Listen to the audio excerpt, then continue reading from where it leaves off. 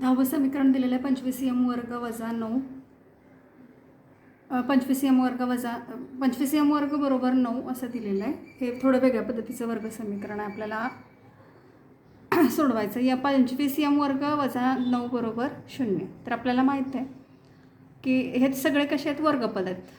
25 हा 5चा वर्ग आहे, m वर्ग दिलेलाच आहे, 9 हा 3चा वर्ग आहे.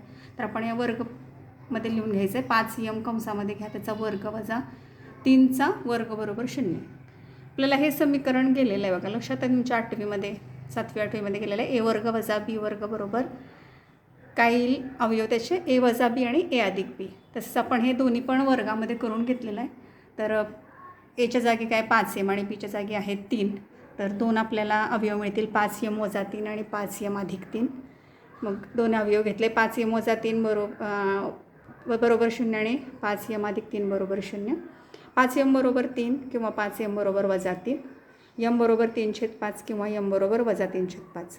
अशा पद्धतीने आपल्याला या वर्ग समीकरणाची मुळे मिळालेली आहेत 3/5 आणि वजा 3/5. 11वं गणित आहे 7m वर्ग बरोबर 21m. 21m डाव्या बाजूला घ्या. 7m वर्ग वजा 21m. बघा 7m वर्ग वजा 21m बरोबर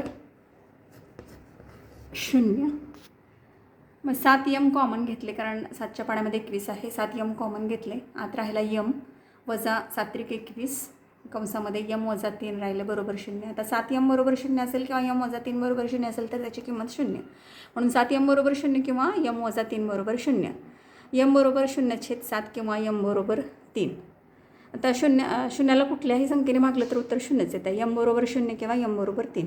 अशा पद्धतीने या वर्ग समीकरणाची मुळे मिळाली 0 आणि 3. 12वा प्रश्न आहे, 12वं समीकरण आहे m वर्ग वजा 11 बरोबर 0. हे पण आपण 10व्या पद्धतीनंच करायचं आहे. m वर्ग वजा वर्गमुळात 11 घ्या, वर्गमुळात 11चा वर्ग. दोन्ही वर्गपदं घेतली तर a वर्ग वजा b वर्ग बरोबर a वजा b आणि दुसऱ्या कंसात a अधिक b. त्या पद्धतीनं m वजा वर्गमुळात 11 आणि m अधिक वर्गमुळात 11 बरोबर 0 अशी आपल्याला